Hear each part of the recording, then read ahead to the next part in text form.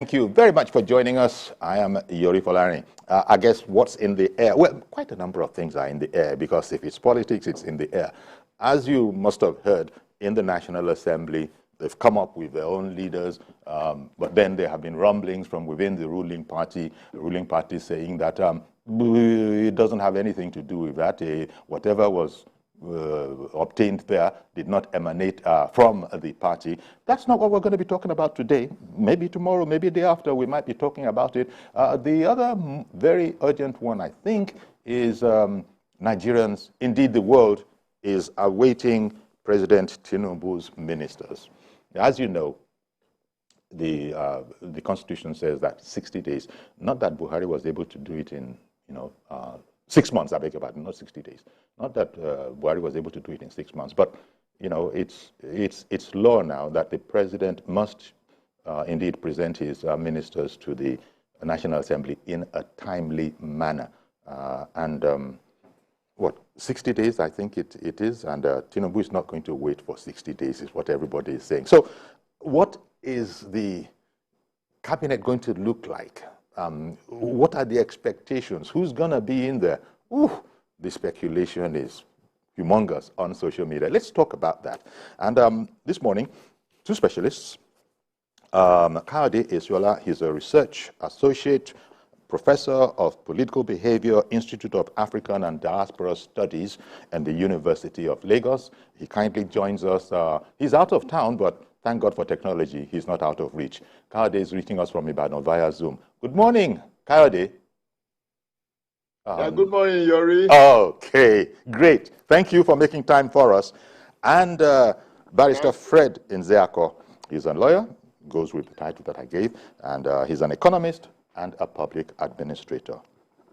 Barrister Fred Nzeako, my brother. My Oga. Thank you. I know Sabi Buko. Thank you. Good to be with you, sir. Thank you for making time for us this morning. Thank you. Okay, then. Okay, Kayode, I'm going to start with you, if I may.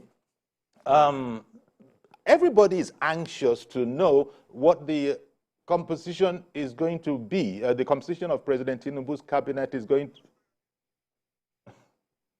Okay, I hear that. Don't worry about it. We will be joining up with Kayode, Professor Kayode Esuola,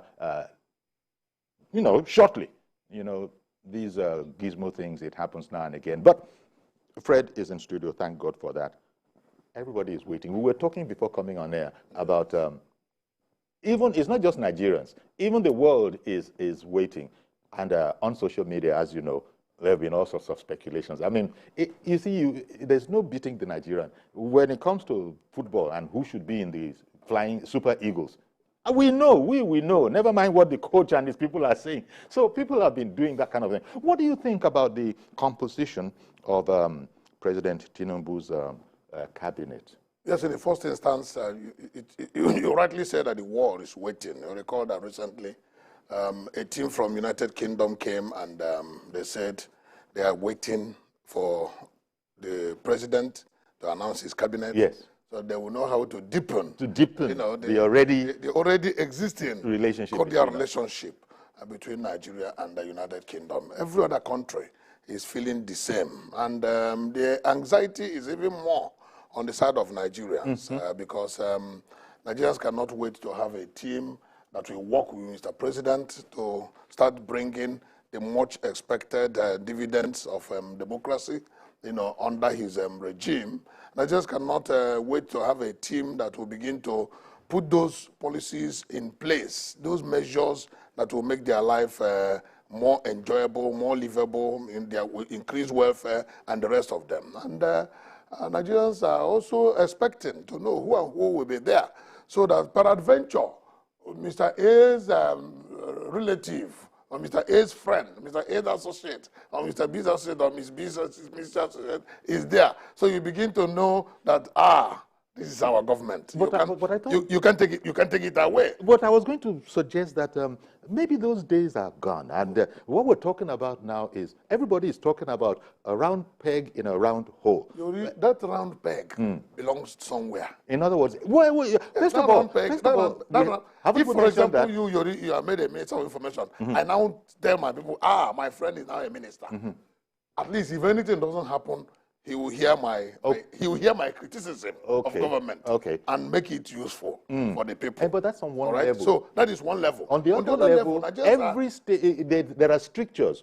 The president can't just choose any old how. Oh no. Constitutionally, every state of the federation must be represented. You recall that you said that Mr. President has 60 days. You know, it was a fallout of the experience we got under President Muhammadu Buhari. But it is President Buhari that signed into law that thing. Yes, but when he came in 2015, the law was not there. Yeah, 6 months, we were still waiting. The law now came in from that experience. We not just said, we can't keep waiting like that because the rest of the world will be laughing at us and saying, this one are not ready. Now, the law is now 60 days, but I'm sure that Ashwaju, our new president, is not the type of a man that will wait till the kingdom come to appoint his cabinet. So very soon, of course, we heard that any moment from now, the cabinet list will be out. What is now important is who and who will be in that cabinet list. And one thing is very critical. The people, the men and women that will join him to reshape Nigeria must be competent. Indeed. Must be competent. And that is... that word competency, merit, exactly, cannot be compromised. Thank you very much, Fred, because that's where I wanted to interject about that. Hasn't it changed now where even among what you also said, what you've just landed with is of paramount importance? Yes, but the other one, which is as primordial as it is, those are internal sentiments and emotions. Yes. Every individual in the country will be innocent. Okay. For those outside Nigeria, I mean, our development partners, they are more interested in who and who are coming in terms of round peg being in a round hole and square peg being in a square hole. Men and women of capacity, merit, integrity, and competence, and above all, love for the people. A man can be very competent, but does not love his people. It will reflect in his attitudes. He will not hear the cries of the downtrodden. Yes, he's a very competent fellow, but he doesn't hear the cry of the downtrodden. And that was what Moshood Abiola said then in 1993, when he raised the hope of the people and said, I suffered deprivation as a young chap. Now I am a rich person. I know the difference. I will hear your cry, and I will listen to your yearnings and aspirations, and I will make it good. I think President Bola Tinubu equally has a cut of that expression because he was very, very close with Moshood Abiola. That's right. Then he is a man who understands the cry of the people. We cannot sit here and enumerate all of them because they will be inexhaustible. But what we must say is that that cry of the people is still there. Mr. President, put in men and women that will join you to clean the tears and wipe the tears of the crying Nigerians. Indeed. We can now, speak with our associate Prof. Kayode Esuola, who is reaching us via Zoom today. There was a little technical, a Zoom technical thing. So, Kayode, we're on to you now. So we've just been looking at the way people, sort of think about it. Tinubu was going to hit the ground running. There's a sense in which he's done that. There is also a sense in which people think that actually his cabinet would probably have been ready, but for crossing the T's and dotting the I's. Now, I was just suggesting in here, I don't know if you heard it, if you had come back at that time, that it seems like a tough job, but one thing that I'm guessing is that it's going to be all about efficiency, competence, people who are competent, and only people who are competent are going to be in that cabinet. But give me your thoughts, your overview on the anxiety of everybody to know what President Tinubu's cabinet is going to look like. Yori, could you just summarize? Okay, we're still having this technical... that again. Okay, yeah, I will. Long story short, President Tinubu's cabinet, expected cabinet, It's important, of course, because no president can work without a cabinet. But what do you think we can be looking out for, apart from the obvious, which I've stated, which is efficiency? It has to be people who are able to deliver, people who are competent in their fields.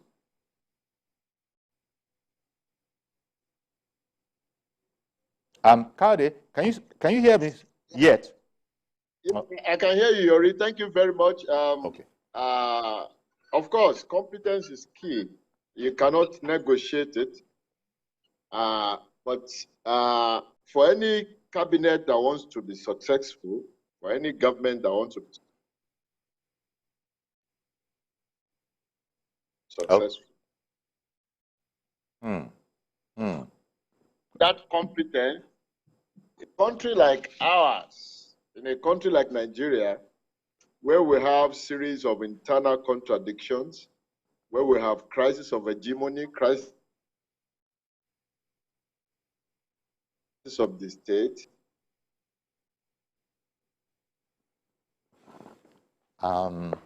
We're so sorry about this, Kade, and indeed to our viewers, but you can see that there's something of a break in the Zoom transmission.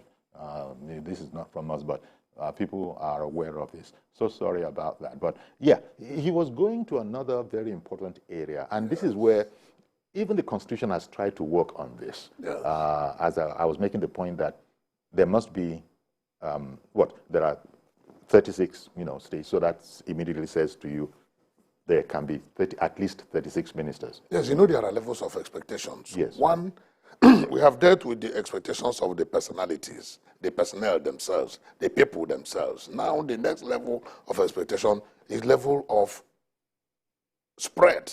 And that's right. And the representation. That's right. That's where the constitutional provision now comes in, that every state, as a component state of the country, must be represented in the cabinet.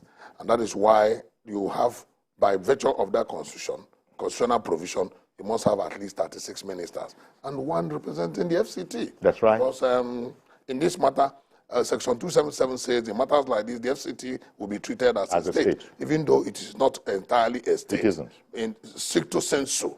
But now you are looking at a minimum of 37 ministers. In some cases, because there are mighty pressures on Mr. President usually to appoint more, that's the whole idea of the ingenious way of saying want to represent each geopolitical zone, thereby now enlarging the number. But we have always said that such enlargement of the number equally enlarges our recurrent expenses. Exactly. Equally enlarges our recurrent expenses. And people have been preaching, leaner government. Leaner government. So one of the things that those who are in development management of Nigeria would advise that Mr. President, as much as possible, if he can do that, should not go beyond this provision, because if it was possible for him, if not that is a provisional constitution, he possibly would shrink the number of ministers. But if he does that, that would be running against the provisions of the law. Now, and it's a constitutional matter.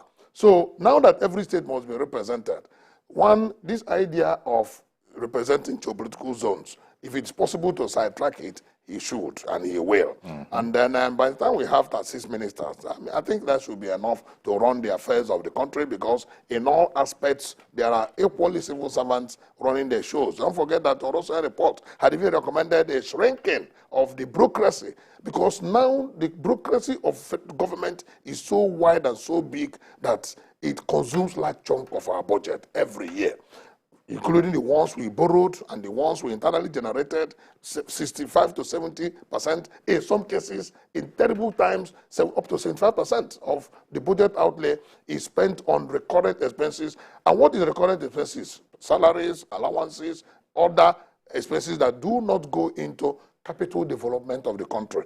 And this is a time for Nigeria to think more of capital development. And that was why I even in my own treatise recommended a shrinking of the bureaucracy to 6. But that is a huge discussion for another day. So that instead of having 36 states, we should be having 6 administrative states and 6 states in principle. And then at the end of the day, but that is when you are talking about deep restructuring. But that is not what we are talking about today. the challenge and the task ahead, immediately ahead of our dear president, how does he now select those men and women that will work with him and make Nigeria better than what it is today? It is, well, to those of us that are not in there, it is a difficult job, but happily, President Tinubu has said, no pity. We asked for this job. We applied. We begged for it. So nobody should just be sorry for us. We will do the needful. So, Kade, I'm coming back to you. This is an opportunity, is it? You know, I'm sorry about the going and coming, but so let me just move forward. There's an opportunity here to address this whole question of a government of national unity. Is there not? Yes, I think there is. If you revisit the structures that brought in Tinubu as the president of Nigeria, you will see that there was a deliberate attempt on his own part to toe the line of national unity. Mm-hmm. It was a strict handshake across the Niger.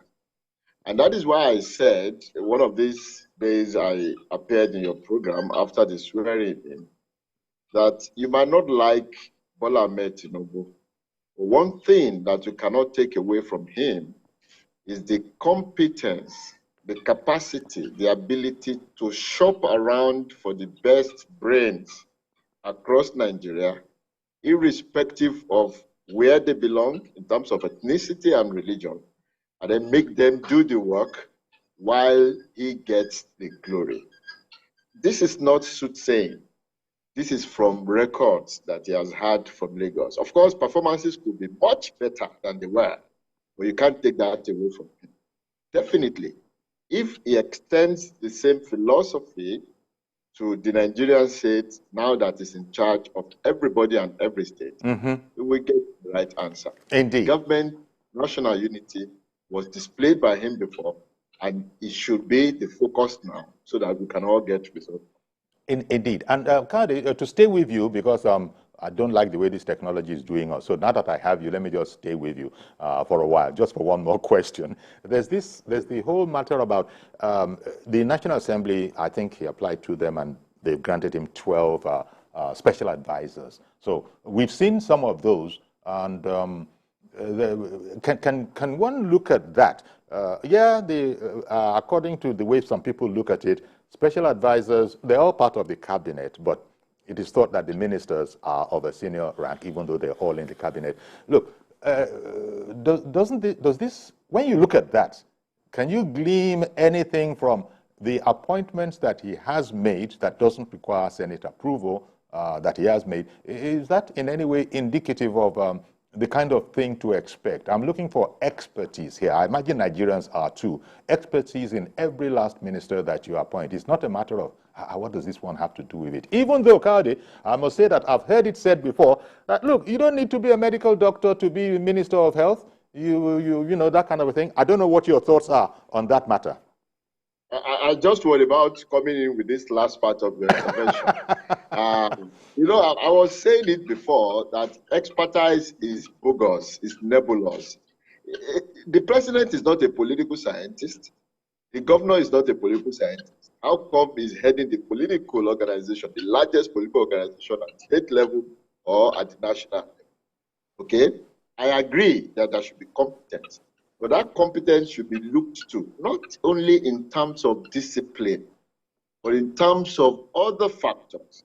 Hard work, focus, dedication, and like Barrister also said, passion for the development of one's country. I think our word, competence, should encompass all this. And that is when we can really get results. As I alluded to, you will not doubt that a Tinubu, given his precedence, his trajectory, will not be able to get the best people. I know there will be politicking and counter-politicking, you know, alignment and realignment of forces, pressures here and there. But from his experience, I think he is capable. I'm not speaking for him, but he appears capable given his pedigree. And then we can just trust him for that. Let me quickly also touch on the issue of duplication of ministries, departments, and agencies that people are expecting him to revisit. I have a slightly different view, or maybe not different, something that will add to the already established position. I don't think the problem of Nigeria is the duplication of ministry, departments, and agencies, but lack of competence amongst these agencies. You can run a state and have a huge bill of recurrent expenditure, i.e., personnel form a very large chunk of your expenses. But are they competent in doing what they are supposed to do? If they are actually doing what they are supposed to do, then they will contribute to the entire system, individually contribute to the entire system, and then give us a very cohesive country. For instance, if we mention some ministries in Nigeria, you remember that they have been moribund so much over the years that nobody even thinks they are there anymore. Whereas, if they had been there, perhaps an EFCC would not be necessary, perhaps an ICP would probably not be necessary. If we think this way in approaching our advice, our agenda set with President Tinubu, we will look beyond just avoidance of duplication, but ensuring that there is competence and people do what they are supposed to do. Okay. If we do that, we can make use of all these HY moribund, ministry, department, and agencies and activate them towards ensuring that we develop very well as a nation. That's just the addition I want. Thank you, Kadi. Fred, the ministers, of course, will be heading up their own ministries. Yeah. And so this is where it relates to what Kadi was speaking about. We just expect people to, to be competent in whatever the assignment is that they are given. Now, as you know, ministries is populated by civil servants, right up to, right now, I think it'll be the PAMSEC who is the permanent secretary. Yes, who is holding forth. And it is thought that in some cases, what can the minister, what can the minister do? These ministry people, they are the people that are going to show the minister the ropes. First of all, what do you think about that notion that a ministry can actually hold a minister to ransom? Because the minister is the political head. He is the boss. He's the final say on this whole matter. But and relating to what Kadi said also, that there are some ministries that you begin to wonder, are they actually still in there? People it's not, we're talking about MDAs generally, the Ministry of Orientation. People have said, what exactly are those ones doing? So that's another aspect to this whole matter, is it not? That people who are able to manage men and resources, as opposed to being led by the nose by anybody. It's not in Tinubu's style. He wouldn't choose those type of people, hopefully given the reputation that he already has and that he has demonstrated adequately in the past. On that aspect. Yes, I agree with him that competence is important, and it's also good that my brother Kayode said that competence encompasses passion. That passion is very important. Passion to get things done. When you are in a hurry to get things done, you cannot be lousy. You cannot afford not to keep moving. And most times, why it is important that when we talk about the ministers, why it is important that we talk about competence is because the leader, the followers look up to the leader. And once the leader is seen to be competent, even the followers know. They will say, this our minister doesn't take nonsense. That's right.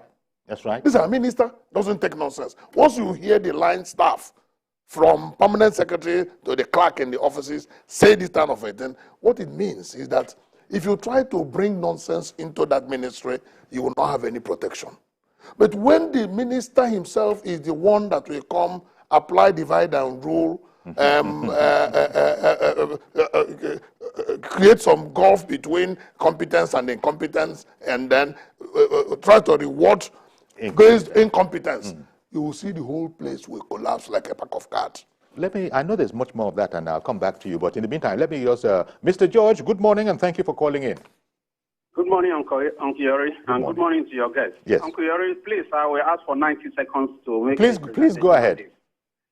Uncle Yori, we have to start from what we know to what we do not know yet. I want to talk about those that have been tested that we can say, yes, we can point to something that this is what this person has done, this is what this person has done. And I am also particular about ministries that have direct impact on the populace that they can experience every day. Ministries like works, ministries like justice, ministries like transport, ministry like education. For Ministry of Work, I want somebody that can save us from the hands of Julius Berger on Lagos-Ibadan Expressway, East-West Road, and all this. That's why I'm advocating for Wishes. We know how he dealt with them in Port Harcourt. We have seen what he has done there. And he's somebody that can be trusted with that type of project. I want somebody like Fashola to go to the Ministry of Justice, where his intellect and experience can be brought to play in our justice system. I want somebody like David Umahi. We all saw what that man did in Ebonyi State. I am not comfortable keeping such a man in the Senate, just talking, if he's not the Senate president. They should bring him out from the Senate to the executive. Somebody like that can handle FCT. Since El-Rufai left FCT, we have not seen, development in FCT like El-Rufai did. That is why FCT people are always voting against the ruling party. It shouldn't be made to happen again. And then El-Rufai himself is somebody that has a lot to offer. We have seen what he has done before. Even the Minister of Transport, and you will see our rail system. Our rail system will change and connect to the states. I'm also passionate about Obi Ezekwesili. I know that she's angry now, but look at her past. When she was in the Ministry of Education, she spent less than a year. And the innovation she brought there, no other minister has done it since she left. Let them call her back to the ministry or as a special advisor in a very key institution. There's a man who is the chairman of Accord Party. He's an educationist, a young man like that. If you check his background, you know that he can run our educational system. Okay. So I know that the president knows a lot of people, but we who are common people, the ones who have experienced, and speaking from that perspective. All right, then. Just a suggestion. I want to thank you very much, Mr. George. Thank you for calling in. I've got to take a break now. Mr. George has done the appointment already. But, I'm going to come back. Professor Kade Israela and Fred Nziako, I'll just take a break, come back, because another area has been touched upon